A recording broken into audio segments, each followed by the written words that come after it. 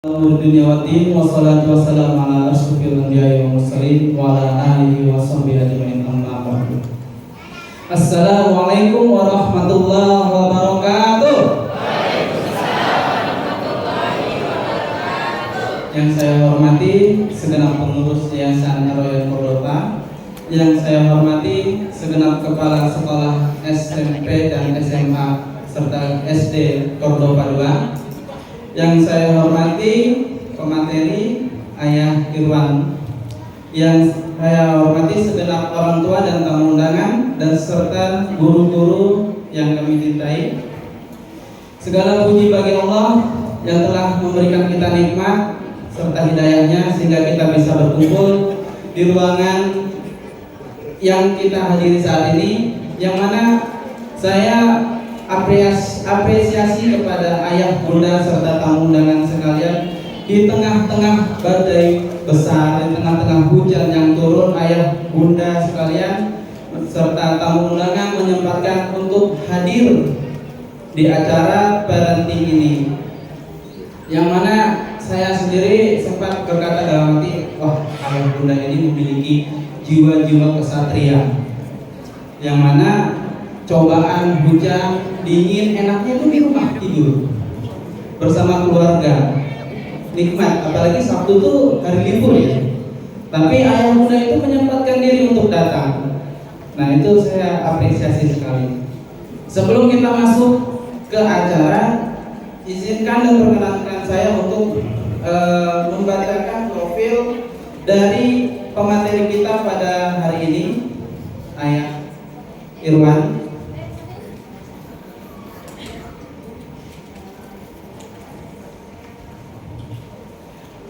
Irwan Rinaldi, Bapak Irwan Rinaldi biasa dipanggil dengan Ayah Irwan, adalah seorang tokoh parenting. Beliau juga adalah seorang penulis dari buku Ayah Ada, Ayah Tiada, kemudian Aku Mau Ayah. Kemudian beliau juga adalah inisiator program acara Dai Cilik di TPI. Kemudian beliau juga pemeran Ustadz Rahmat Abdullah dalam film Sang Murabi, betul ayah? Kemudian beliau ini lahir di Dusun Biaro, Bukit Tinggi. Untuk pendidikannya beliau terakhir pendidikan di Universitas Islam serta di salah satu sekolah tinggi filsafat di Jakarta. Beliau juga adalah salah satu pakar parenting ayah untuk semua. Kemudian beliau juga trainer. Untuk mempersingkat waktu, mari kita persilahkan untuk Ayah Irwan Rinaldi menyampaikan materinya kepada kita semua untuk kita belajar apa itu parenting sebenarnya. Pada Ayah Irwan Rinaldi, waktu kami persilahkan. Bismillahirrahmanirrahim. Assalamualaikum warahmatullahi wabarakatuh.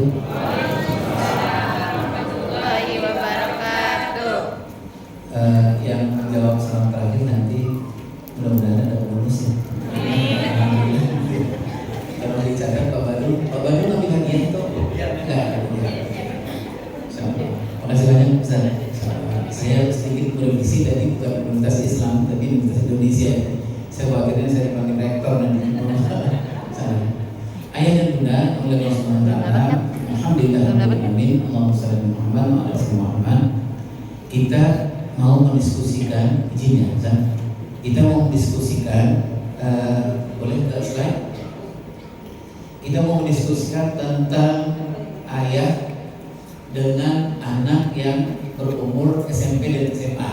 Nah, tadi Ustaz Sugito sudah menyampaikan bahwa anak SMP dan SMA itu adalah mas terakhir sebenarnya bagi bapak dan ibu dalam proses tumbuh kembang. Ya, jadi kalau bapak ibu terutama ayah sebenarnya kalau melepas anak SMP SMA tidak dipegang, khawatirnya itu umur 15 tahun ke atas, umur 20 tahun ke atas, anak-anak kita dia laki-laki tetapi tidak laki-laki sebenarnya, itu bapak ibu ya, atau dia perempuan tapi tidak perempuan. Karena apa? Karena proses yang paling penting sebenarnya di usia SMP dan SMA itu sebenarnya bapak ibu adalah bukan proses transfer nilai sebenarnya, bukan ilmu pengetahuan Yang paling penting itu sebenarnya adalah proses pembentukan kelaki-lakian buat anak laki-laki dan pembentukan keperempuanan kepada anak perempuan. Dan seperti tadi Bunda Edi sebutkan, itu apa itu ya? Jadi ini kita bekerja sama dengan Cordova, dan SMP dan SMA Cordova ini memang harus semakin erat kalau menurut teman saya. Jadi tidak ada jarak antara bapak dengan ibu dengan teman-teman di SMP dan SMA, karena ini masa yang menurut teman saya menentukan nanti anak bapak laki-laki dan perempuan di usia-usia ke atas. Kalau di usia SMP dan SMA ini anak laki-laki tidak sempat terlaki-lakikan, nanti dia akan muncul menjadi seorang suami yang kita sebutnya absent husband. Itu udah ya, absent husband itu adalah suami yang dia hadir secara fisik, tetapi sebenarnya dia nggak bisa melindungi istrinya, gitu ya, udah ya. Kenapa? Karena sikap kepribadian untuk melindungi itu dia nggak dapatkan di usia SMP dan SMA. Maka SMP dan SMA ini adalah usia di mana kalau saya menyebutkan bapak dan ibu, sekolah dan rumah harus mengajak anak-anak SMP dan SMA ini untuk masuk ke dunia yang tidak seolah-olah sebenarnya. Jadi nggak boleh nanti dunia yang pura-pura gitu, Bapak. Dunia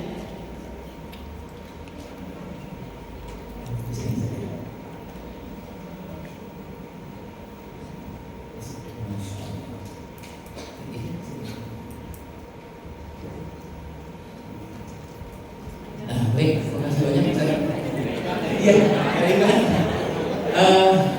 ini satu lagi yang saya selalu kagumi dari teman-teman Cordova ini adalah selalu ada saja pembaruan. Ini beberapa bulan yang lalu saya datang ke sini, ini sound belum seperti ini, Bapak Ibu. Jadi kalau saya datang hari ini saya bingung, ini bioskop kelas berapa ini, Bapak Ibu ya? Jadi sudah semua, ya. Boleh kita apresiasi buat teman-teman di Cordova. Selalu berusaha memberikan yang terbaik, Bapak Ibu ya, karena memang pendidikan itu mau tidak mau kita harus memberikan yang terbaik. Karena apa? Karena nanti Allah akan melihat sesuatu apa kita membuat buat anak-anak kita. Itu ya, Bunda ya. Nah, baik, ini baru lagi nih, Bunda. Baru lagi nih yang laptop taruh di sini ini baru nih. Jadi sebelumnya saya ngomong belakang, ayo next gitu ya, sekarang baru. Baik, nah ini kita bicara tentang S-nya. Nah, itu Pak, ya. Saya sudah punya kepentingan ke sana, tapi yang saya mau bicarakan itu adalah ayah teguh untuk remaja tangguh. Itu Bapak Ibu ya. Jadi ayah teguh itu mungkin bisa melihat teguh itu pengertiannya dari wajah ini. Teguh itu apa kira-kira pengertiannya Bapak? Teguh itu dia berdiri di pinggir pantai, si ayah ini mau ombak sebesar apapun dia hadang. Itu Bapak Ibu ya.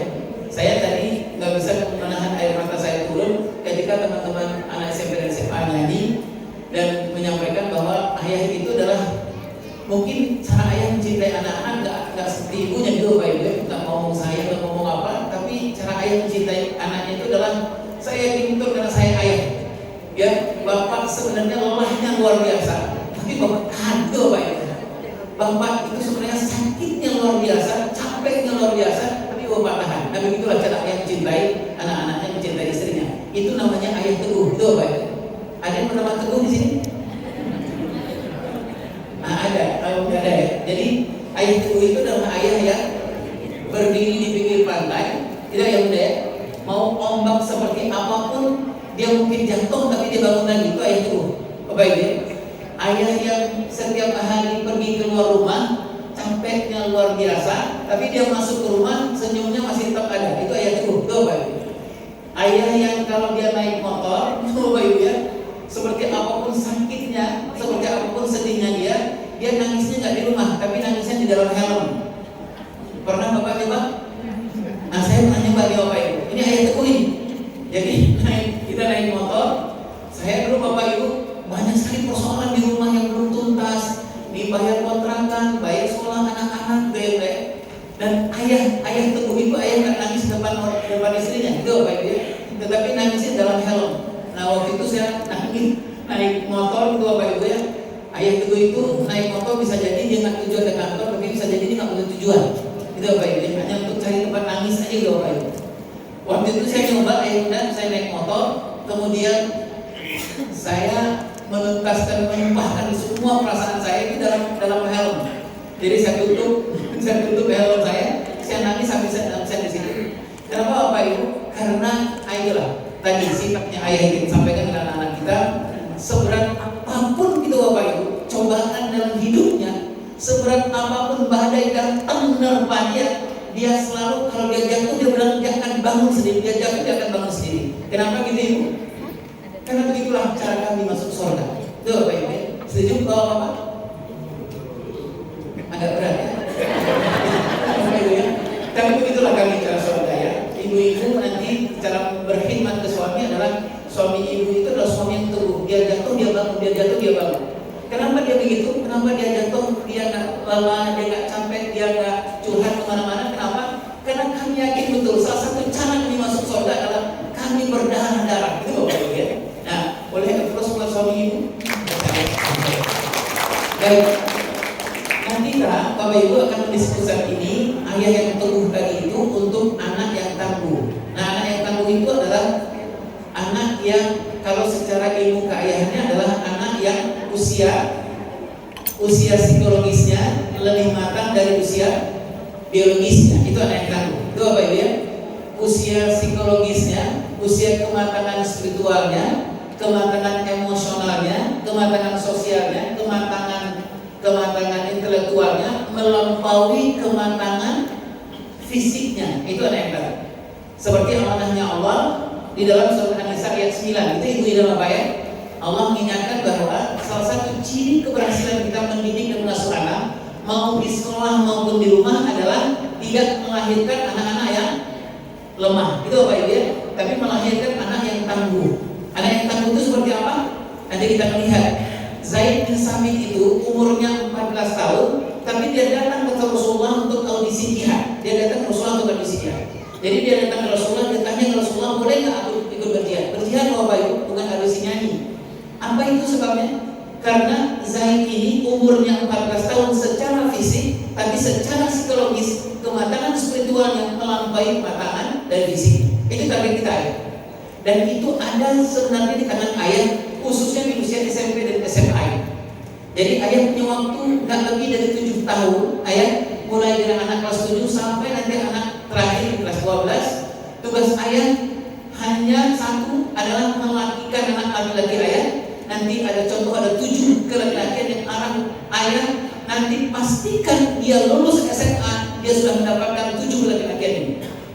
Apalagi tugas ayah pada anak perempuan. Tugas ayah kepada anak perempuan selama 7 tahun adalah memastikan anak perempuan ayah punya 7 keperempuanan. Itu ya, setelah dia nanti umur 21 tahun, 20 tahun. Ayah Iwan, anak laki-laki saya boleh nggak menjadi seorang dokter? Boleh Bapak ini. Tetapi dokter yang laki-laki itu Bapak. Anak perempuan saya Ayah Iwan boleh nggak menjadi seorang ekonom terkenal kaya raya? Boleh. Tetapi anak perempuan seorang dokter kaya raya yang dia punya keperempuanannya. Nah itu Bapak Ibu ya, itu target kita di usia SMP dan SMA. Bagaimana Ayah Ibu dengan persoalan akademis? Persoalan akademis Bapak dan Ibu untuk anak SMP dan SMA penting, sangat penting. Sangat penting itu Bapak Ibu. Tetapi perkembangan yang tadi saya sebut yang 4 tadi itu Bapak dan Ibu, itu nanti perkembangan emosional yang bagus nanti akan menghebatkan perkembangan akademis. Nah kebalikannya Bapak Ibu, kalau anak-anak yang di usia kelas umur 8 tahun ke bawah, perkembangan intelektual dia nanti berkaitan dengan perkembangan emosional. Tapi kalau anak-anak SMP dan SMA, ibu bapak pegang perkembangan emosionalnya.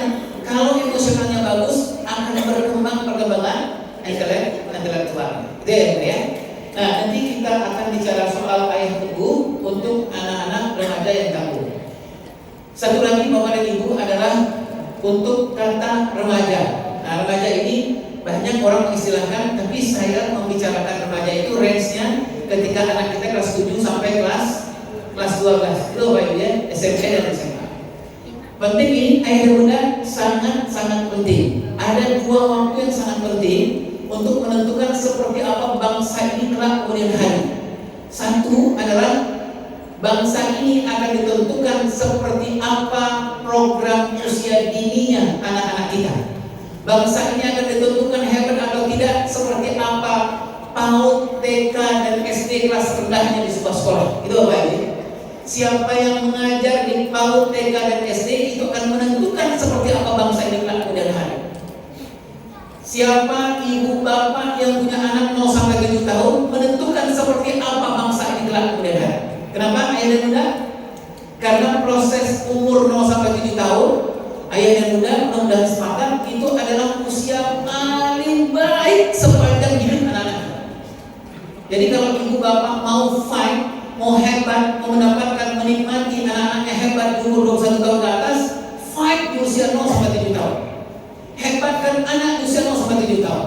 Bekerja sama dengan Cordova, dengan TK, Cordova, dengan SD, terutama kelas rendah ke bawah, karena Cordova mengirim guru-guru terbaik di usia-usia terbaik yang memberikan. Itu baik ya, itu satu. Jadi bangsa ini kelak kemudian hari akan dilihat seperti apa usia ini. Bahkan para ahli menyebutkan Bapak dan Ibu, bangsa ini hebat bukan karena persoalan dia lulusan mana, itu yang baik. Dia mau lulusan UI, mau lulusan ITB, bukan itu salah satu penghebatan bangsa ini. Tapi bangsa ini hebat adalah seperti apa ibunya di usia 0 tahun, 2 tahun memeluknya seperti apa. Itu Bapak Ibu. Apa yang ibu masukkan kepada anak 0 sampai 2 tahun? Apakah ibunya suka baca Al-Quran atau tidak? Apakah ibunya suka membacakan sirah pada anaknya atau tidak? Apakah ibunya membuatkan fondasi akidah yang kuat pada anaknya di usia 0 tahun atau tidak? Saya ambil contoh Bapak Ibu. Ibu soal istri kita di usia 0 tahun sudah barang tentu ibu gak mau melepaskan bayi ibu, gitu ya Bapak Ibu ya? Karena targetnya nanti hisapnya ibu itu nanti akan paling sulit di umur 0 sampai 2 tahun, gitu ya Bapak ya? Karena itu umurnya ibu, umur yang terbaik itu ibu ini. Saya menyebutnya atau para ahli menyebutnya maternal bonding, gitu Bapak Ibu. Maternal bonding ini menentukan kualitas bangsa kelak kemudian hari. Seperti apa ibunya? Kalau ibunya di usia 2 tahun, dia megang anaknya, dia gendong bayinya, tapi dia sambil nonton TV. Nah Bapak Ibu lihatlah nanti hasilnya anak di usia 20 tahun ke atas. Tapi kalau ibunya di usia 0 sampai 2 tahun, grup WA dikurangi, TV nggak diperbanyak, tapi dikonsentrasi pada potensi tumbuh kembang terbaik yang Allah berikan di usia 2 tahun, lihatlah nanti bangsa ini kelak kemudian hari seperti apa. Itu ya Bapak Ibu ya. Ibu kan di usia 0 tahun itu kenapa ibu sungguh-sungguh ngurus anak 0 tahun? Kenapa Bapak Ibu? Kenapa Bunda? Ya gitulah ya Ibu, nggak ada kerjaan aja. Itu Bapak Ibu ya. Itu salah satunya nggak apa-apa gitu ya Ibu ya. Tapi kenapa ibu konsentrasi di usia 0 tahun anak-anak? Kenapa Bapak Ibu? Satu, ini usia terbaik. Gak ada usia terbaik, potensi tumbuh kembang yang Allah berikan terbaik kecuali yang terbaik di umur 0 tahun. Jadi Bapak Ibu, pendengaran anak terbaik itu bisa 2 tahun. Penglihatan anak terbaik itu bisa 2 tahun. Kemampuan menyerap kosa rasa itu ada di usia 2 tahun. Jadi di usia 2 tahun itu ibu, kenapa ibu pegang betul anak 2 tahun itu? Karena itu adalah usia doktrin gitu Bapak Ibu. Usia di mana anak-anak ibu mau ngomong apa, anak-anak nggak akan bantah gitu Bapak Ibu. Kalau nanti SD, kalau ibu ngomong apa dia akan bantah, tapi 2 tahun nggak bantah. Ibu bilang gini, gendong anak nih, udah. Terus ibu bilang, kan ibu gitu ya biasanya, istri kita gitu lagi gendong anak, dia pegang anak-anak sambil bilang ya, itu baik ya. Ibunya bilang, anak, mas, mbak, nanti kalau sudah besar, tangan kamu ini jangan kamu pegang kepada sesuatu yang diharamkan Allah. Ngerti anak udah? Tapi Allah memberikan kemampuan menyimpan 10 tahun. Dia dengar kata itu, kalau dalam keadaan yang nyaman dia simpan 10 tahun lamanya Bapak dan Ibu. Itulah sebabnya kenapa kita para ayah bertugas betul untuk membuat istri kita aman dan nyaman ketika anak kita 0 sampai 2 tahun. Jangan banyak pikiran gitu udah ya. Jangan sampai gendong anak istri mikir, ya Allah 27 kontrakan habis. Nah itu Bapak Ibu. Kalau itu urusan kita ya. Kalau istri kita datang pulang dari kerja, terus kemudian istri sampai gendong anak, wajahnya berubah, mas, kita harus bilang kepada istri kita, jangan sampai keluarkan kata-kata itu. Nanti aku gak masuk surga. Aku laki-laki, aku bertanggung jawab soal tanggal yang kamu tanyakan itu. Itu loh Bapak Ibu. Ah itu tugas kita tuh ya. Nanti kalau ayah mau pergi kemana itu nggak apa-apa, belum tidur di musola atau apa gitu nggak apa-apa gitu Bapak Ibu. Tetapi tugas kita dalam membuat istri kita di usia 0 sampai 2 tahun itu nyaman secara fisik, aman secara fisik, dan nyaman secara psikologis. Ayah jangan banyak marah-marah ke istri di usia 0 sampai 2 tahun.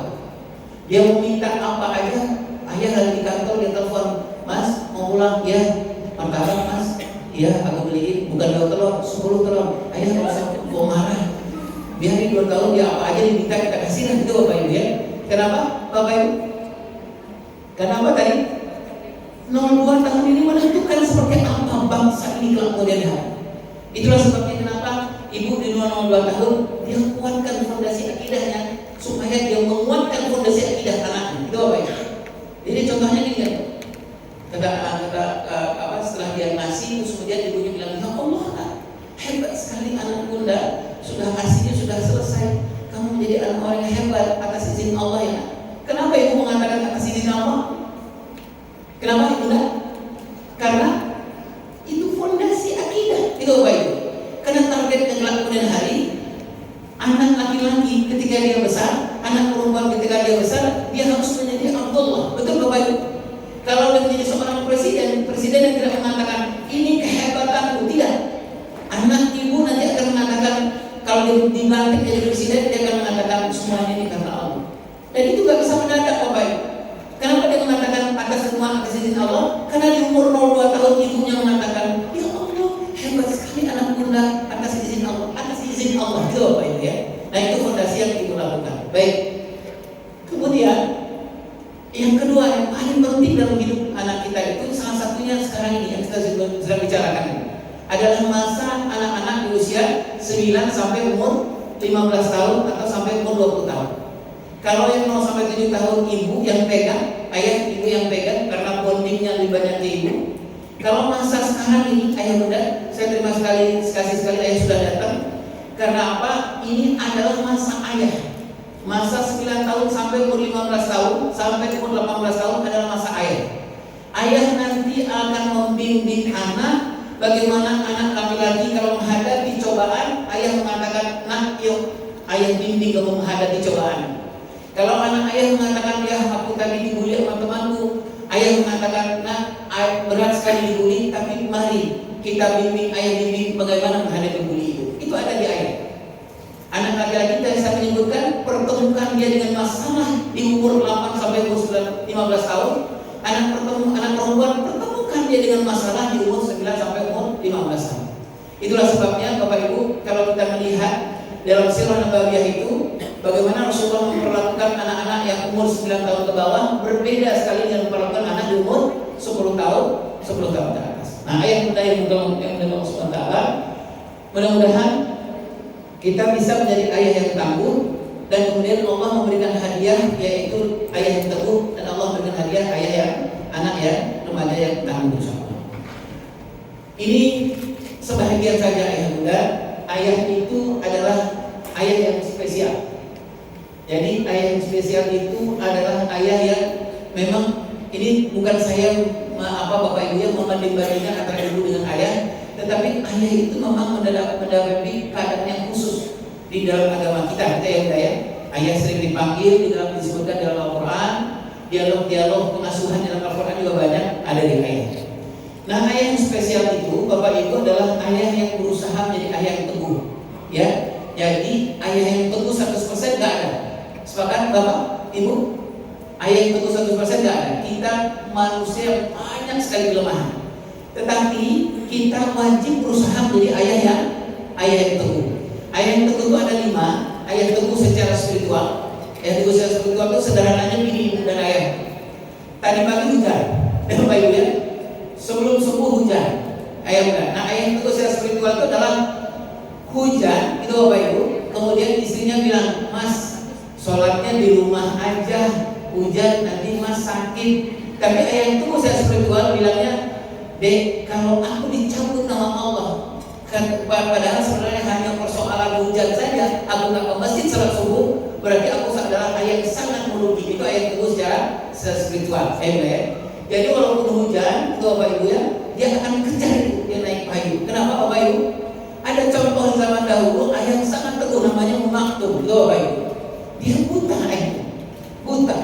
Dia susah, nggak seperti kita untuk pergi ke masjid itu butuh effort yang luar biasa. Tapi dia nggak pernah lepaskan sungguhnya ke masjid. Itu dia teguh secara spiritual. Itu baik ya.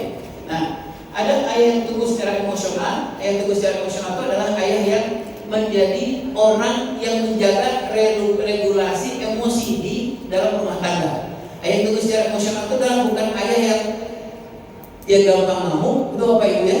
Gampang kalau ada stimulan dari anak dan istrinya, dia memberikan suhu kompornya pendek, itu Bapak Ibu ya. Tetapi dia sedang berusaha untuk menjaga emosinya dan menjaga emosi di keluarga itu. Kemudian ayah teguh secara intelektual, teguh secara sosial, teguh secara fisikal. Nanti kita diskusikan ayah. Nah, apa tugas ayah teguh itu? Ayah yang berusaha menjadi ayah teguh itu tugasnya cuma dua ya. Nah, tugasnya cuma dua. Satu adalah namanya tokoh. Kalau tokoh itu ayah hadir secara fisik. Ayah itu mengurus pertumbuhan anak-anak yang sifatnya fisik. Itu Bapak Ibu ya. Ayah yang berperan untuk mengurus pertumbuhan anak-anak itu adalah ayah yang menjaga betul uang yang dia bawa pulang itu adalah uang yang halal dan baik. Itu Bapak Ibu ya. Kenapa?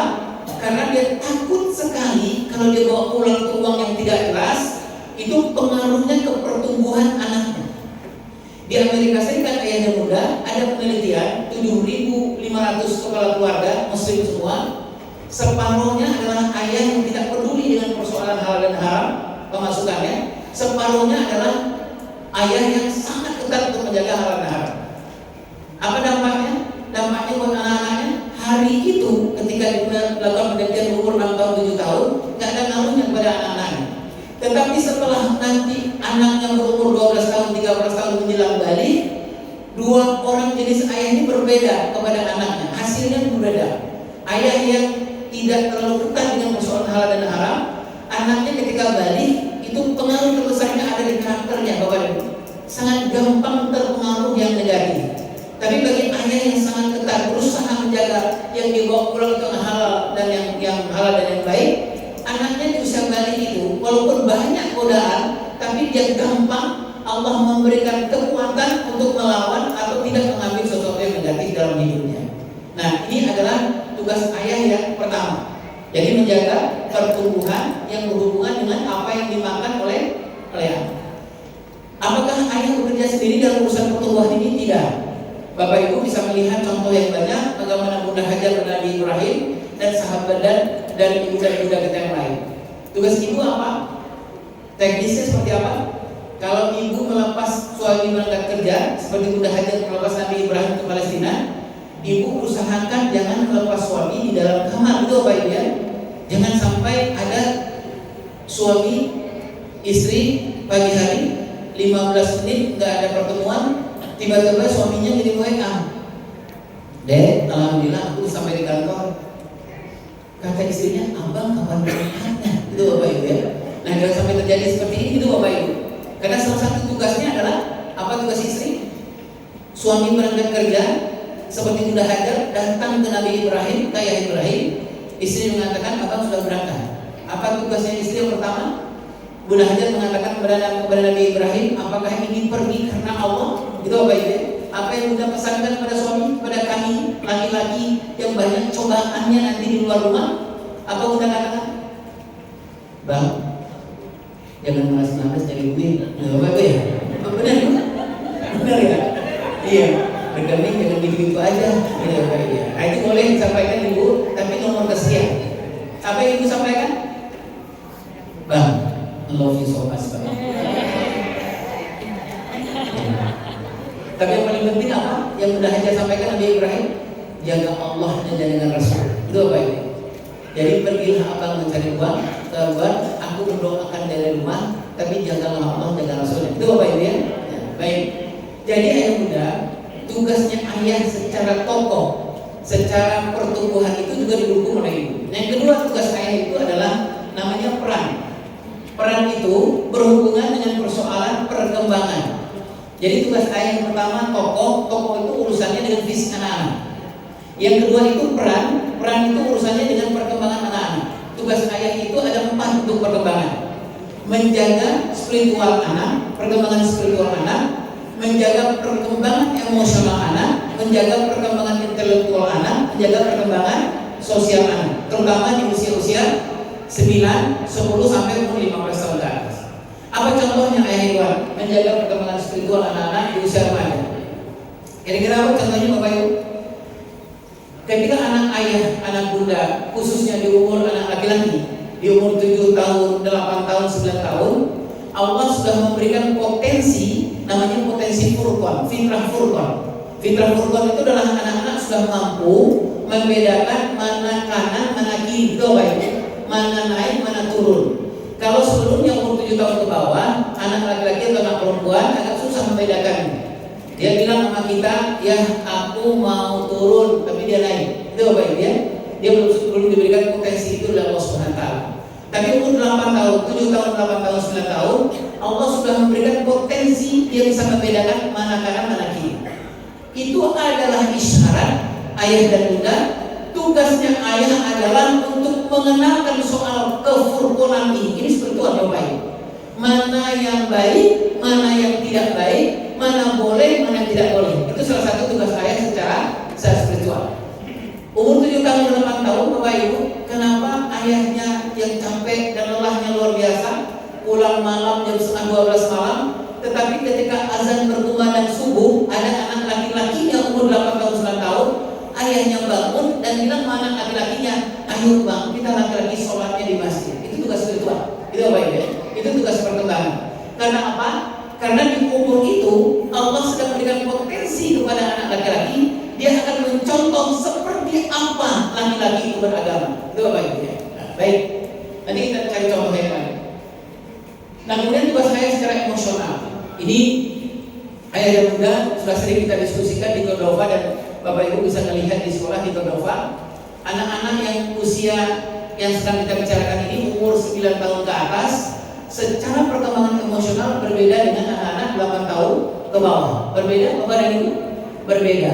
Salah satu ciri-cirinya adalah yang sering kita lakukan itu adalah secara emosional, anak umur 9 tahun ke bawah, perkembangan emosionalnya dia sedang membutuhkan sesuatu yang sifatnya konkret. Itu apa ya? Itulah sebabnya kalau anak ayah di umur 9 tahun ke bawah, kalau dia bilang sama ayah, ya aku tadi kata Mr. Badung, aku bisa mengerjakan pekerjaan yang sangat susah sekali.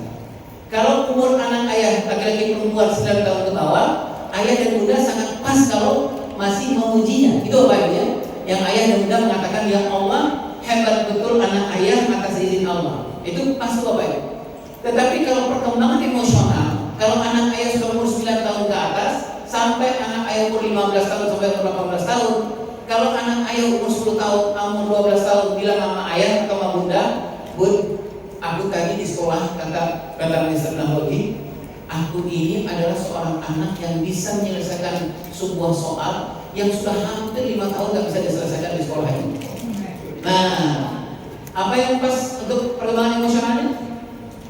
Kalau ayah dan bunda mengatakan, ini sudah sering kita ulang di Cordova, kalau ayah dan bunda mengatakan kepada anak umur 10 tahun, umur 12 tahun, ayah mengatakan, ya Allah, hebat banget anak ayah. Pas ini? Boleh, tapi tidak pas. Nah, anak ayah umur 11 tahun, 12 tahun, ketika dia mendengar suara itu, dia akan bilang, biasa aja ganti. Bukan dia gak suka dipuji, tapi secara fitrah emosional, dia apa yang dia tunggu adalah namanya penghargaan. Itu Bapak Ibu ya. Begitulah Rasulullah SAW memperlakukan Ibnu Abbas, memperlakukan Anas bin Malik di umur 10 tahun ke atas. Jadi kalau dia mengatakan aku bisa mengerjakan pekerjaan ayah yang paling sulit, kata Mr. Nahodi, ayah mungkin dan ibu mengatakan, ya Allah, nah, kamu hebat betul, pasti kamu bekerja keras untuk urusan ini. Nah, bekerja kerasnya yang harus kita puji. Kenapa itu Bapak Ibu? Karena begitulah tuntutan perkembangan emosionalnya. Gitu ya Bapak ya. Jadi di umur itu anak-anak sedang butuh yang namanya pride, yang namanya harga diri, itu Bapak Ibu. Jadi kata para ahli, kalau anak ayah anak SMP dan SMA, jangan pernah lepas anakmu keluar rumah tanpa kamu pastikan dia punya harga diri sebelum dia lepas. Itu Bapak Ibu. Sebelum dia keluar rumah. Nah, yang namanya pride itu Bapak Ibu selalu ada hubungannya dengan responsibility, dengan tugas dan tanggung jawab. Jadi kalau begitu, anak umur 9 tahun ke atas, anak SMP dan SMA, jangan pernah lepas dengan kasih pekerjaan. Itu Bapak Ibu ya. Kasih tanggung jawab. Karena dengan tanggung jawab, dia akan merasa berharga. Karena dia merasa berharga, dia akan mengalami pertumbuhan dan perkembangan yang luar biasa di umur SMP dan SMA. Baik. Saya kesannya marah-marah nggak? Bapak Ibu? Enggak ya, saya coba menjaga stabilitas di belakang ya, nanti kalau ada yang ngantuk, wah itu pembicaranya sedang marah-marah jadi nggak jadi tidur gitu ya. Nah baik ayah dan bunda. Nah sekarang kita mau melihat anak-anak yang remaja ya. Kita mengenali, tadi sudah mengenali ayahnya. Nah sekarang kita melihat anak remaja SMP dan SMA. Ayah dan bunda, satu adalah anak di usia SMP dan SMA itu sedang banjir-banjirnya hormon cinta. Betul ya? Betul ya? Jadi testosteronnya itu kalau nanti anak bunda sudah umur 14-15 tahun itu berkulinan naik hampir 800%. Bapak Ibu ya. Jadi bayangkan, maaf ya Bapak Ibu, testosteron itu adalah zat kelaki-lakian gitu Bapak Ibu. Itu berkembang hampir 800% puncak. Kalau anak Bapak Ibu testosteron yang berkembang 800%, dia tidak diimbangi dengan perkembangan spiritual, jadinya apa? Mohon maaf, Bapak Ibu dan anak-anak yang ada di sini. Maka terjadilah di Indonesia anak-anak SMP dan SMA nggak bisa melakukan untuk melepas testosteronnya kepada lawan jenisnya karena banyak persoalan, nggak berani juga. Apa yang dia lakukan? Meninggilah tingkat masturbasi dan onani bagi anak-anak SMP dan SMA, sangat tinggi Bapak dan Ibu. Dulu kami di Yayasan Buah Hati, salah satu core kami itu adalah melakukan penelitian terhadap persoalan pornografi. Nah, salah satu penelitiannya Bapak Ibu adalah hampir 93% anak kelas 5, 6, 7, 8, 9 itu berhubungan dengan persoalan pornografi. Dan kalau dia sudah hampir 30 kali berhubungan dengan pornografi, dipastikan dia akan lari kepada pornografi. Apa pornografi? Masturbasi dan onani Bapak Ibu. Nah, masturbasi dan onani itu lebih dari sekian 15 kali, hampir sepertiga otaknya gosong doang. Kalau sepertiga otaknya gosong, tingkat konsentrasinya rendah. Kita bilang, abang boleh minta tolong nggak beli kopi, beli gula, beli teh, beli ini ke warung. Sana anak ibu SMP bilang oke. Kemudian dia pergi ke warung. 5 menit kemudian dia balik. Tadi apaan? Bukan dia nggak mau beli kita Bapak Ibu, tapi tingkat konsentrasinya lemah. Jadi beli apa? Kopi, gula, ini. Oke. Dia balik lagi kita ganti Bapak Ibu. 5 menit kemudian dia balik. Duitnya mana? Bukan dia nggak mau disuruh gitu Bapak Ibu, tapi apa? Hampir seperti itu otaknya gosong karena ada persoalan yang tadi. Nah ayah dan bunda, anak-anak kita di SMP dan SMA mengalami hal yang ini, hampir semua hormonnya naik. Persoalan ketertarikan kepada lawan jenis sangat luar biasa. Kemudian persoalan ingin diperhatikan sangat luar biasa. Bapak Ibu mungkin menemukan ya, kalau guru-guru sih sudah terbiasa menemukan di sekolahan. Anak SMP dan SMA itu kalau ketawa seolah yang lain itu ngepuas gitu Bapak Ibu ya. Dia ketawanya ngakak banget gitu Bapak Ibu. Saya ngerasain kalau kita naik angkot tuh Bapak Ibu, anak SMA gitu ya, ada anak 4 anak SMA sudah itu miliknya, dunia ini milik mereka lah gitu Bapak Ibu. Kok tawarnya luar biasa, seolah-olah kita di angkot itu nggak dianggap tuh Bapak Ibu. Bukan dia kurang ajar ya, tetapi memang hormonnya tidak terkendali. Hormon ingin diperhatikan yang menanjak luar biasa, tapi soal sopan santunnya dia nggak dapatkan itu, Bapak Ibu. Soal adab spiritualnya dia nggak dapatkan itu. Perkembangan emosionalnya nggak pernah dilakukan oleh ayah dan guru-gurunya di sekolah. Tapi perkembangan hormonnya menanjak terus luar biasa. Tidak ya, Nah, ada lagi Bapak dan Ibu, kenapa anak-anak SMA dan SMP sekarang? Saya nggak mau bicara ya kasus-kasus yang terakhir. Kasus yang terakhir itu ya seperti anak membunuh ibu dan lain. Mohon maaf, saya dulu mungkin pernah bicarakan ini yang saya pernah tangani ya. Sekitar beberapa waktu yang lalu di daerah di Jabodetabek, anak SMP berkelompok lah Bapak Ibu sampai anak SMP kelas 7, kelas 8. Apa yang mereka lakukan? Supaya ingin diperhatikan itu apa? Jadi sampai ayah bunda dia bisa mencelakakan ibu dan ayahnya sendiri karena apa? Karena ingin diperhatikan, bukan ya? Ingin menjadi pusat perhatian. Kenapa? Kenapa dia ingin menjadi pusat perhatian? Kenapa dia lakukan itu pada orang lain? Karena di rumahnya tak menjadi pusat perhatian. Ayahnya pulang, anak SMP dan SMA nunggu ayah. Kemudian ayahnya datang, kemudian anak SMP SMA anaknya bilang, ya. Aku sebenarnya sih berat ngomong sama ayah, tapi ini prestasi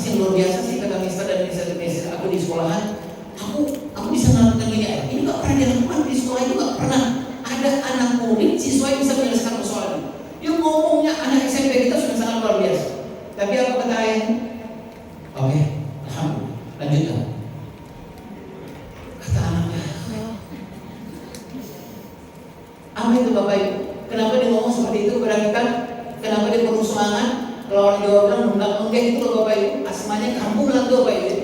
Kenapa dia ngomong seperti itu? Karena apa? Hormon ingin diperhatikannya sangat luar biasa tuh Bapak Ibu. Kalau di sekolahan di Cordova, megang anak SD, terutama bagi anak-anak SD kelas 5 ke bawah dengan megang anak kelas 6 ke atas, beda nggak kira-kira Bapak Ibu? Bedanya luar biasa. Openingnya anak SMP pasti berbeda dengan openingnya anak SD. Kenapa? Karena hormon ingin diperhatikannya luar biasa.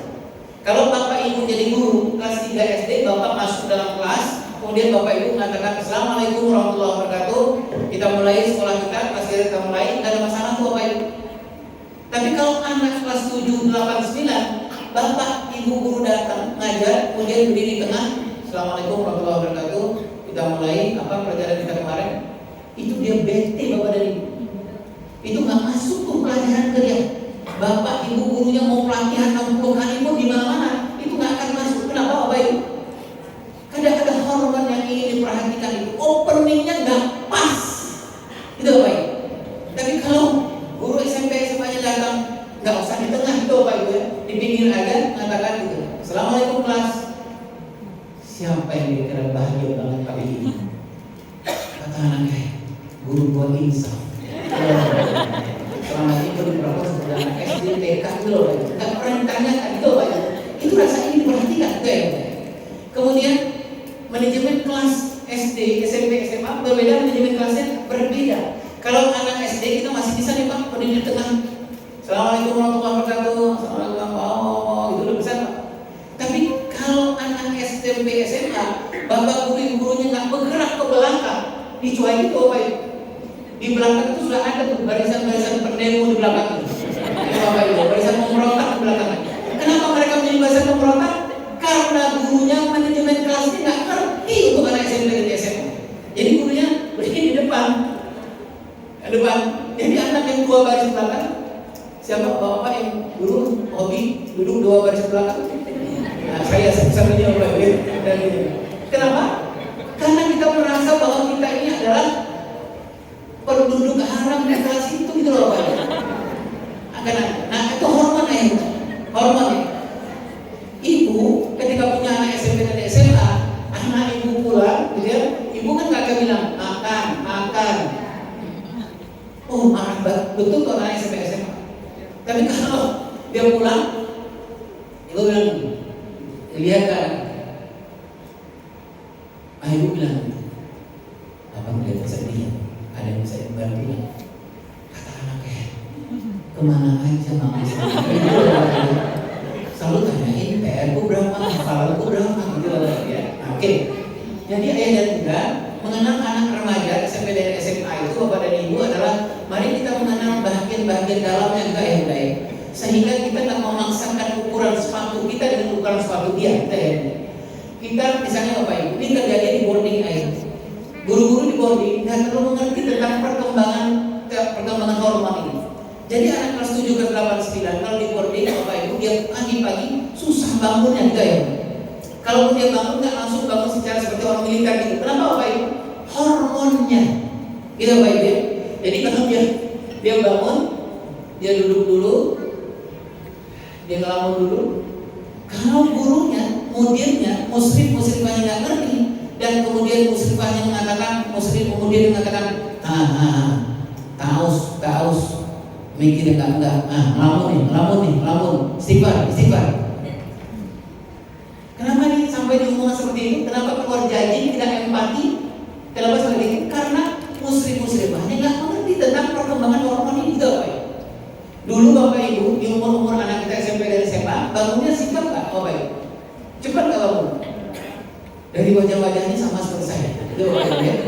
Susah gitu bangunnya. Apakah itu normal? Sangat normal. Ya. Itulah sebabnya kenapa guru SMP dan SMA yang paling utama itu dicek adalah seberapa besar empatinya dia, bukan seberapa hebat teaching skillnya. Itu apa ya? Karena apa? Karena itu SMP dan SMA, anak SMP dan SMA butuh empati yang begitu luasnya dari orang tua. Karena itu masa-masa sangat bergejolak itu Bapak Ibu. Masa-masa naik turun. Hari ini dia dapat pengaruh dari temannya, dia akan melakukan itu dan melakukan yang lain-lain. Baik. Nah, yang bunda yang oleh Allah SWT, Jadi nanti anak-anak kita, karena hormon yang ingin naik turun menanjak luar biasa, nanti polanya itu pola roller coaster gitu ya Bunda ya. Pola yang naik turun gitu ya Bunda ya. Kalau dia ketawa, kalau dia senang banget ya Bunda ya. Kalau kemudian dia sedih banget. Apa contohnya ya Bunda? Dia melihat di handphone, tiba-tiba ada seorang bintang yang dia sukai di Amerika Serikat pakai apa namanya sekarang, plester jerawat itu loh. Ya, gitu ya, Pak. Ibu pakai plester jerawat itu? Enggak ya? Jadi dia lihat di handphonenya juga ya, Pak. Di handphonenya, terus kemudian taruhlah itu artis yang dia sukai. Ada plester di sininya, itu Pak Ibu. Kemudian ada captionnya, artis ini sedang demam. Ayo Pak. Apa yang terjadi sama anak kita? Sedih juga gitu Bapak Ibu ya, sedih juga. Kenapa itu Bapak Ibu yang mendengar Allah SWT? Karena hormon tadi, pengaruh dari hormon tadi. Tapi kalau kita mengatakan itu orang kafir, kenapa kamu harus nangis-nangis juga gitu Bapak Ibu? Itu namanya nggak pas buat anak-anak di usia tadi. Apa yang harus kita miliki di usia SMP dan SMA? Perkuat empati kita kepada anak-anak. Nah, baik. Kemudian yang kedua ini contoh. Di usia ini, kalau di dalam sejarah kita, ini usia meledak, semua potensi meledak usia ini. Jadi kalau ada yang mengatakan bahwa usia SMP dan SMA adalah usia yang bermasalah, tidak Bapak Ibu. Usia SMP dan SMA adalah usia yang sangat luar biasa, asalkan ada coach yang pas gitu Bapak. Jadi kita harus ya Bapak Ibu ya, potensi tadi anak-anak nyanyi dan lain-lain. Kalau dipegang oleh coach yang pas, semua potensi itu akan meledak. Bapak Ibu sudah banyaklah mendengar Bapak Ibu ya, di zaman-zaman kita sekarang ini ada anak yang 12 tahun menghasilkan 1 miliar. Ada anak yang 14 tahun dia bisa berbuat sesuatu yang logika kita itu sebenarnya nggak bisa kita perbuat. Nah, contohnya ini ayah dan bunda, anak Zaid Sabit umur 11 tahun itu menguasai bahasa asing dalam waktu singkat. Saya lupa berapa nih Ustaz dikuasai oleh Zaid. Kalau dalam beberapa sejarah disebutkan hampir 17 tadi, 17 bahasa. Ini kita mau mengambil Bapak Ibu adalah jangan paksakan anak-anak.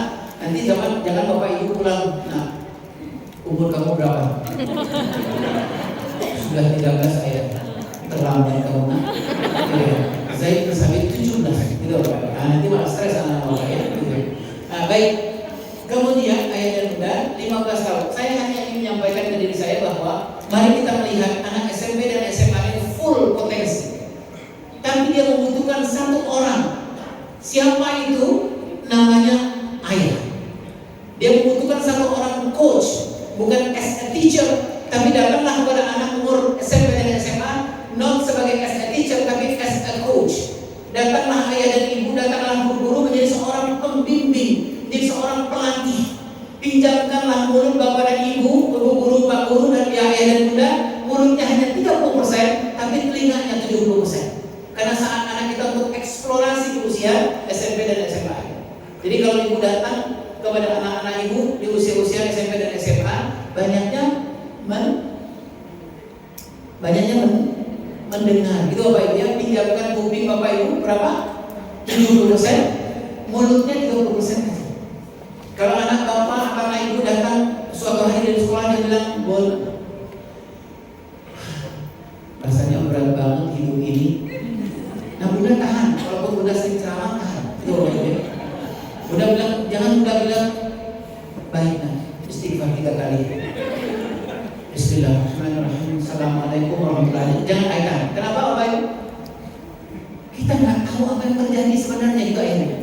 Dia anak remaja. Kalaupun dia mengatakan berat banget hidup ini, jangan-jangan itu hanya bagian yang di atas saja. Dia Bapak. Dibutuhkan kehebatan seorang coach, seorang yang bisa menggali itu Bapak.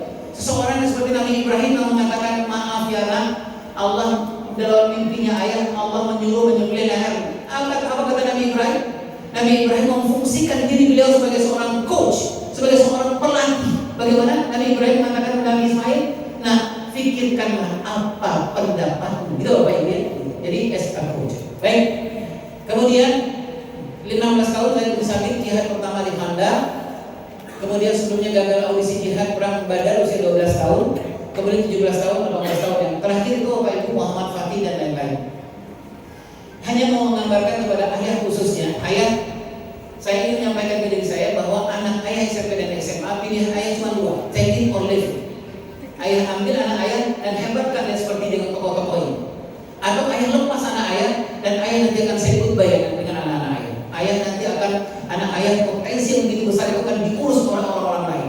Apakah game yang akan mengurus anak ayah, atau apakah TV yang mengurus anak ayah. Jadi pilihannya menurut saya, ayah, anak SMP dan SMA pilihannya cuma dua, take it or leave it. Ayah ambil, maka ayah akan menghebatkan anak-anak seperti saya misalnya, atau ayah lepas, maka ayah akan bilang say goodbye anak-anak kita di usia 15 tahun 16 tahun ke atas. Baik, ayah, selanjutnya adalah dari mana kita belajar Bapak dan Ibu untuk mengurus persoalan anak remaja ini. Yang saya tahu ayah dan bunda dari beberapa kajian-kajian dunia keayahan itu, banyak kita belajar mengurus anak remaja itu dari keluarga ayahanda Ibrahim. Bapak Ibu ya, Inna Allah astafa Adam wa Nuhan wa la Ibrahim wa la Ibrahim. Jadi sudah jelas proyeknya kita di usia anak SMP SMA itu ibu dan ayah dan sekolah, rujukannya salah satunya adalah kepada keluarga ayahanda Ibrahim.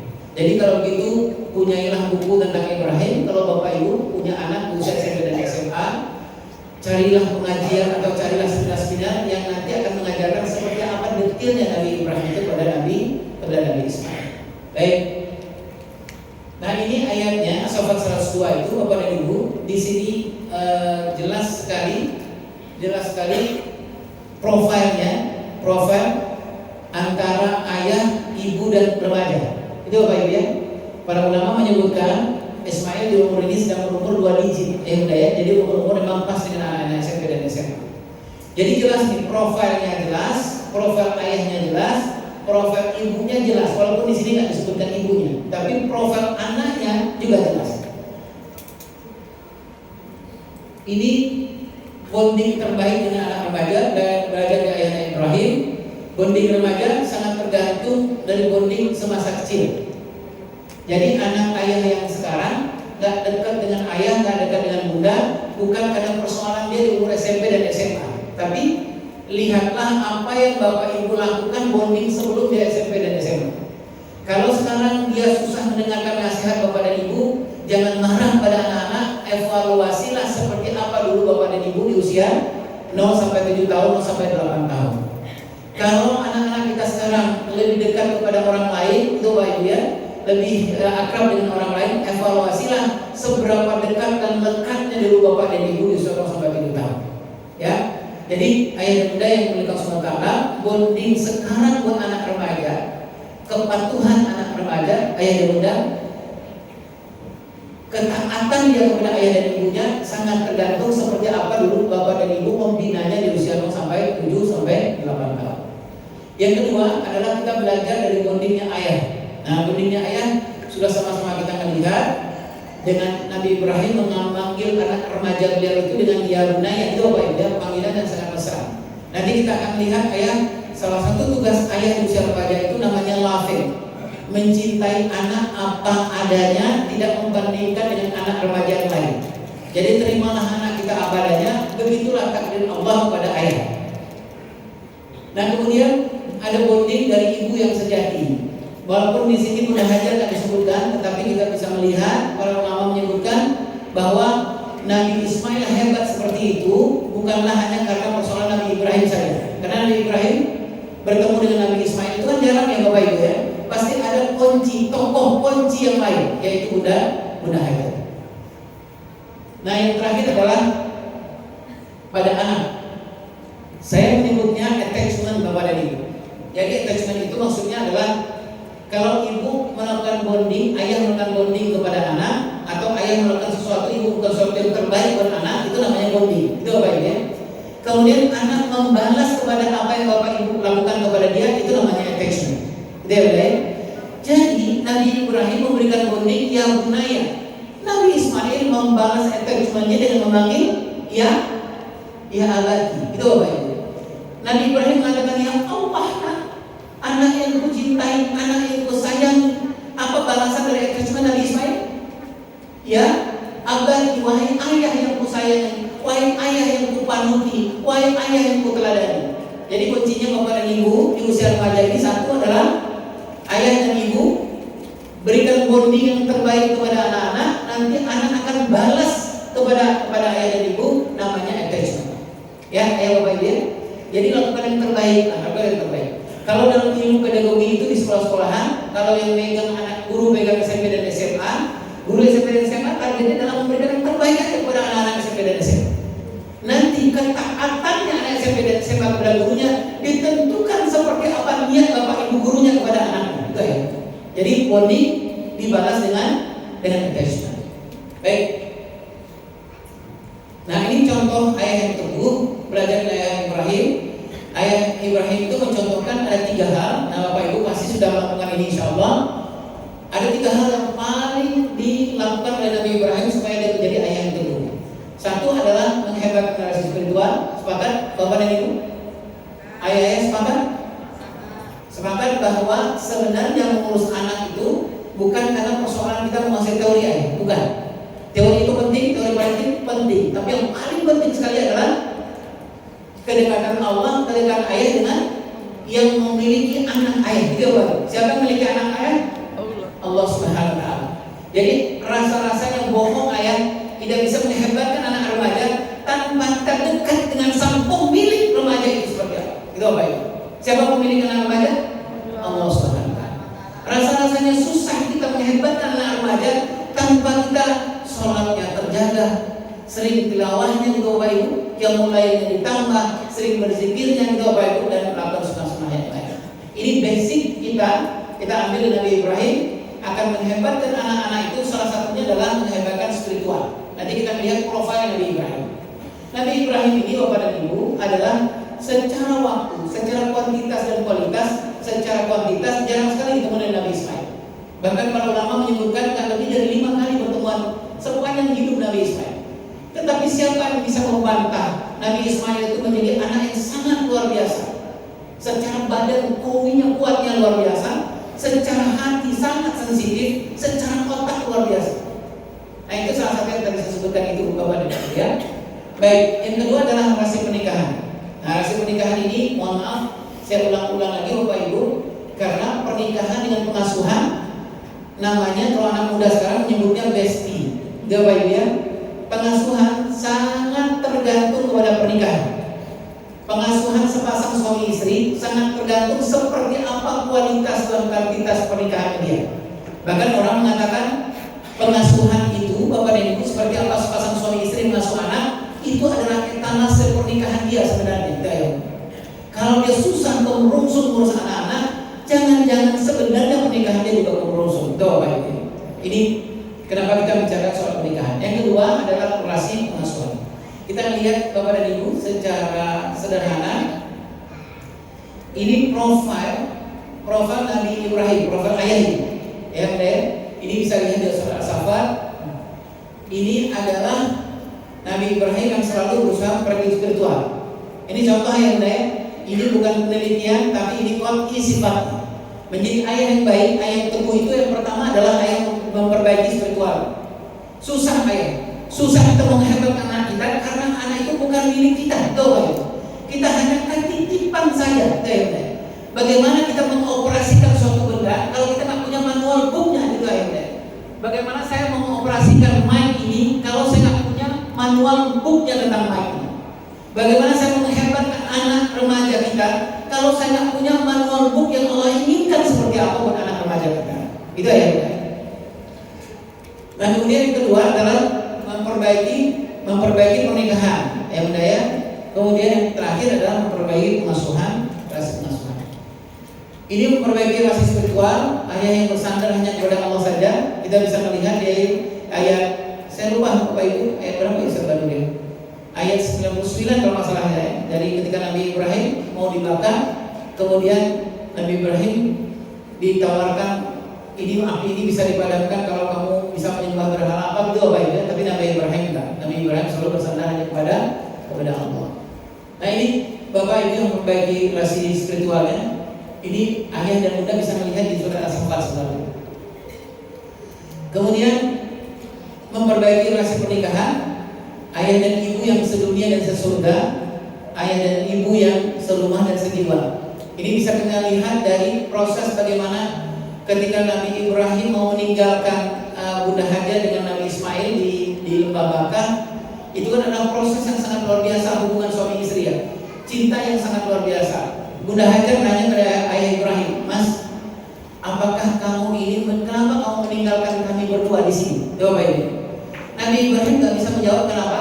Karena terlalu berat cinta beliau kepada istri dan anak beliau. Karena begitu berat hubungannya untuk menjawab, mengatakan bahwa ia itu susah luar biasa. Bunda Hajar bertanya lagi, kenapa kamu meninggalkan kami, Mas? Ketika di tempat kondisi yang seperti ini, Nabi Ibrahim nggak menjawab, saking beratnya untuk menjawab. Kemudian Bunda Hajar tahu persis suaminya dalam keadaan yang berat. Beliau bantu pertanyaan berikutnya, beliau tanya, apakah ini karena Allah? Itu apa itu? Sehingga legalah Nabi Ibrahim. Iya, ini karena Allah. Jadi kebayanglah Bapak Ibu, begitu luar biasa hubungan antara suami dengan istri. Ayah dan bunda yang memuliakan Allah SWT sudah barang tentu kalau kita, khususnya bagi para ayah, sudah barang tentu ayah yang pertama, ayah berusaha untuk dengan pasangan agenda dunia ayah sama dengan agenda surganya ayah sama-sama agendanya. Itu Bapak Ibu ya. Jangan sampai agenda dunia ayah dengan ibu sama, tapi agenda surga ayah dengan ibu berbeda. Ibu misalnya ayah jangan makan tangan kiri depan anak-anak kita. Ini contoh saja Bapak Ibu. Kata ibunya, ayah jangan makan tangan kiri depan anak-anak kita. Anak kita sedang mencontoh apa yang kita lakukan, dicontoh dan si ayahnya bilang, gampanglah tangan kananku lagi megang ini. Ini berarti Bapak Ibu agenda dunianya sama, tapi agenda surga ini berbeda gitu loh Bapak Ibu. Si istri sedang getol-getolnya hijrah, sementara suaminya enggak, gitu ya. Kata si istri, Mas, kita mentok nih Mas, aku pengennya kita healing yuk Mas, kita ke puncak kemana? Nah suaminya bilang, ayo gitu Bapak Ibu. Agenda dunianya sama. Tapi ketika si istri bangun, ketika sebelum tidur di tempat tidur, istrinya bilang, Mas, kita udah nikah hampir 15 tahun Mas, aku kangen banget kalau kita sholat malam bareng-bareng, boleh nggak Mas? Aku kangen banget Mas jadi imam. Jam 2:30 nanti aku bangunin ya Mas. Kata suaminya, itu deh, aku kalau 2:30 itu perutku langsung agak kram-kram gitu lah, gitu Bapak Ibu. Jadi bagaimana kalau aku mewakili kamu? Agenda dunianya sama, tapi agenda surganya nggak sama. Nah yang kedua, yang kedua adalah ayah ibu yang serumah dan sejiwa. Seperti kita pahami, sekarang di Indonesia beberapa penelitian menyebutkan rumah tangga kenapa bermasalah sekarang, banyak perceraian, banyak perselingkuhan, banyak KDRT dan lain-lain. Salah satu penyebab terbesarnya adalah di dalam rumah tangga itu mereka sebenarnya banyak masalah, tapi mereka berakting sakinah sedang gitu Pak. Sedunia, serumah mereka, ketemu secara fisik mereka, tapi jiwa mereka udah gak ketemu sebenarnya. Setiap hari bertemu suami istri, sentuhan fisik, tapi jiwa mereka gak bersentuhan sebenarnya. Jadi bagaimana mereka melewati pernikahan? Ya salah satu pilihannya adalah berpura-pura.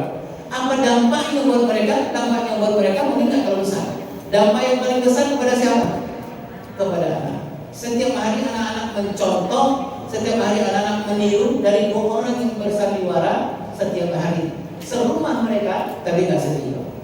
Baik. Nah, Bapak Ibu, ini mungkin ayah bunda juga sudah punya. Salah satu kita memberesi relasi pernikahan kita itu adalah menyamakan roadmap pernikahan kita, menyamakan tujuan pernikahan kita. Itu yang baik. Saya ambil contoh ke diri saya Pak Ibu. Hampir 12 tahun pernikahan, 13 tahun pernikahan. Ketika istri nanya, Mas, tujuan pernikahan kita kemana sih? Mas kan nakoda ya? Saya dulu jawabnya Bapak Ibu, jawabnya gampang aja, kemana deh? Istri saya waktu itu marah dan nangis itu Bapak Ibu. Kenapa dia nangis dan marah? Karena apa? Dia bilang, aku mencintai Mas tidak hanya di dunia, tapi mencintai Mas di surga juga. Aku pengen suatu hari di akhirat setelah kita meninggal, kita ketemu lagi di surga, ketemu dengan Mas, ketemu dengan anak-anak, ketemu dengan orang tua dan lain-lain. Kenapa saya mengatakan, ditanya sama istri saya, Mas kemana rumah tangga ini tujuannya? Kenapa saya menjawab kemana saja? Karena saya nggak punya roadmap Bapak dan Ibu. Pernikahan saya nggak punya roadmap. Pernikahan saya nggak punya tujuan. Kami melewati 11 tahun, 12 tahun itu nggak tahu tujuannya kemana. Sehingga apa yang terjadi? Yang terjadi adalah bahtera rumah tangga bergerak terus, tetapi tujuannya nggak tahu kemana. Nah, Bapak dan Ibu, salah satu pernikahan yang harus kita beresin itu adalah kembali membuat dan mempelajari dan menjalankan program pernikahan. Baik. Yang terakhir Bapak Ibu adalah yang dilakukan oleh ayah memperbaiki relasi pengasuhan. Ini saya yakin ayah-ayah yang ada di Cordova sudah sangat paham dan setuju. Ayah yakin bahwa anak itu amanah Allah dan diasuh dengan pola asuhnya Allah. Sepakat ibu dan ayah? Sepakat ya? Jadi istilahnya kurikulumnya itu Bapak dan Ibu kalau anak sampai 7 tahun kurikulum yang seperti Allah inginkan. Gitu ya Bunda ya? Jadi dipakai kurikulum yang lain? Iya. Tapi kurikulum yang dipakai pertama itu adalah apa yang Allah inginkan. Anak umur 8 sampai 15 tahun salah satu kurikulumnya ini ya, As-Saffat 102. Jadi bagaimana kalau kita nggak menjalankan kurikulum yang Allah inginkan terhadap anak miliknya Allah? Apa yang terjadi? Allah Maha Pencemburu, itu Bapak Ibu ya. Kalau Allah cemburu, Allah cabut keberkahan di dalam pengasuhan dan pernikahan kita, ya kan? Jadi sekian banyak fasilitas yang kita punya, ayah punya tidak menjadi berarti kenapa? Karena keberkahan itu sudah Allah cabut di dalam pernikahan, di dalam pengasuhan kita. Nah kemudian ayah dan bunda, ayah yang yakin bahwa amanah anak itu pertumbuhan dan perkembangan. Ayah yang yakin bahwa di usia 0 sampai 7 tahun adalah usia yang terbaik. Usia 8 sampai 15 tahun tugasnya apa? Dan kemudian usia 15 tahun tugasnya apa yang diamanahkan Allah SWT. Nah kita sudah selesai bicara soal ayah. Sekarang kita bicara remaja yang tangguh. Nah remaja yang tangguh itu belajar dari Nabi Ismail. Tangguh pengertiannya sederhana ayah. Yang tadi saya sebutkan itu kematangan psikologis mendahului kematangan fisik. Itu Bapak Ibu ya. Kalau anak Bapak Ibu umurnya 14 tahun secara fisik, berhasil Bapak Ibu mengurus anak-anak ketika kematangan spiritual, emosional, intelektual, dan sosialnya di atas kematangan umur 14 tahun. Tadi Bapak Ibu Zaid bin Sabit itu dan beberapa tokoh sahabat-sahabat muda tadi itu dilakukan penelitian oleh para ahli di Amerika Serikat. Zaid bin Sabit itu umur biologisnya 14 tahun, tapi ternyata umur psikologisnya di atas umur 14 tahun, sekitar umur 17-18 tahun. Bagaimana caranya ayah Iwan? Tadi sudah sebutkan. Bagaimana ayah menjaga umur 7 tahun secara spiritual seperti apa yang kita lakukan? Secara emosional tadi saya contohkan. Anak ayah SMP jangan lagi dipuji. Kalau dipuji, kematangan fisiknya bertambah, tapi kematangan emosionalnya nggak bertambah. Kenapa Bapak Ibu? Kematangan fisiknya bertambah, tapi kita memperlakukan kematangan emosionalnya seperti kita memperlakukan anak SD. Gitu ya, ya. Kenapa kita tidak memuji tapi kita menghargai? Baik. Nah, ini profil Nabi Ismail, ayah di As-Saffat 102 itu di bawah. Anak-anak yang tauhidnya, kemudian ketangguhannya dan taat kepada ayahnya karena kagum. Dan tadi saya ceritakan itu ya. Nah, apa yang harus ayah lakukan agar remaja menjadi tangguh? 3 hal ayah. Ini menurut catatan saya, nanti ayah dan bunda tambahkan. 1, untuk anak remaja ini, ayah dan bunda, terutama ayah bekerja sama dengan pihak sekolah. Proyeknya cuma 2. Remaja ayah laki-laki, laki-laki kan anak remaja ayah laki-laki, dan perempuan kan anak remaja ayah perempuan. Itu tugas yang pertama. Bekerja sama kita dengan sekolah. Apa contohnya ayah Iwan? Nanti kita melihat roadmap pengasuhan, Bapak Ibu ya. Apa saja itu ke-laki-lakian, apa saja itu ke-perempuanan. Kemudian yang kedua, supaya ayah bisa menghebatkan anak-anak ayah untuk menjadi anak remaja yang tangguh adalah jadilah ayah yang juara. Nah, ayah yang juara itu nanti kita melihat. Yang ketiga, jadilah ayah yang hadir. Nah, hadir itu ada beberapa, hadir secara fisik, hadir secara psikologis. Sebentar ini, setelah ini kita lihat. Ini proyek besar ayah dan sekolah di usia SMP dan SMA. Tadi saya menyebutkan Bapak Ibu, ini proyek paling utama sebenarnya di usia-usia SMP dan SMA. Ya.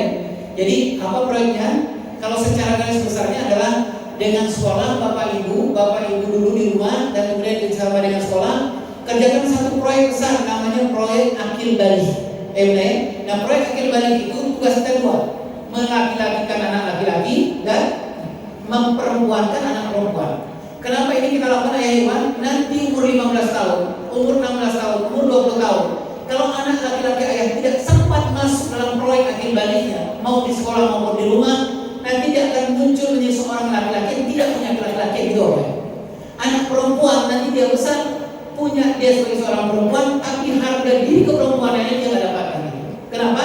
Karena nggak ada pelatihan di umur SMP dan SMA. Ini contohnya Bapak Ibu ya. Anak laki-laki itu target kita adalah nanti di usia 21-23 tahun adalah kelaki-lakian. Jadi target kita, ayah Iwan boleh nggak anak laki-laki saya menjadi seorang insinyur? Boleh Bapak Ibu. Menjadi seorang pengusaha terkenal boleh ayah. Jadi seorang ekonom terkenal sangat boleh. Tetapi tugas utama kita membesarkan anak laki-laki adalah memastikan lepas dari umur 21 tahun dia punya kelaki-lakian. Kalau nanti dia menjadi seorang insinyur yang laki-laki itu loh Pak. Kalau dia menjadi seorang wali kota yang laki-laki itu ya. Kalau dia menjadi seorang presiden yang laki-laki. Kalau dia menjadi seorang kepala rumah tangga yang laki-laki. Yang dia bisa melindungi anaknya, dia bisa menanyai anaknya, dia bisa memprotek istrinya. Bapak Ibu.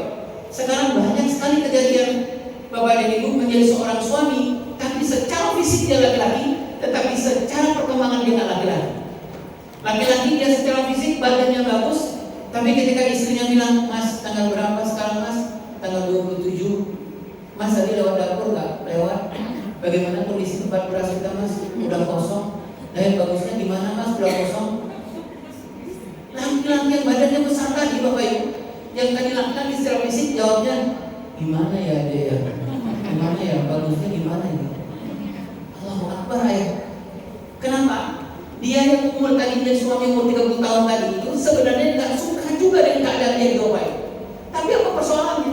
Dia susah untuk menunjukkan kekoaman. Kenapa? Karena dia nggak pernah dilatih menjadi koam di usia SMP dan SMA. Itu Bapak Ibu. Ketika dia punya persoalan di usia SMP dan SMA, bapak ibunya menghandle persoalan itu. Jadi nggak ada kesempatan dia untuk bertemu dengan persoalan. Padahal di umur SMP dan SMA, pertemukan anak ayah, anak laki-laki dan perempuan dengan persoalan. Tidak ya? Karena nanti dia lepas dari SMA, dia sangat gampang untuk menyelesaikan persoalan-persoalan yang dihadapi. Nah, ayah, bunda, ini contoh saja. Ini nggak bisa kita bahas sekarang. Ini contoh laki-laki yang target kita di rumah dan sekolah itu Pak. Menjadikan anak laki-laki yang Abdullah. Menjadikan anak laki-laki ketika dia menjadi seorang wali kota, sekian banyak blis kamera yang orang itu hebat sekali. Wali kota ini hebat sekali wali kota ini. Dia dengan spontan mengatakan bukan karena kehebatan saya, karena izin dari Allah. Nah, ketika dia menjadi kota dengan gampang mengatakan ini bukan karena saya atas izin Allah, itu nggak bisa dibuat mendadak itu Bapak Ibu. Nggak bisa dibuat dengan pelatihan menjadi wali kota. Nanti wali kota yang Abdullah pelatihan 3 hari nggak bisa Bapak Ibu. Abdullah itu memang harus dibuat dari kecil Pak Ibu.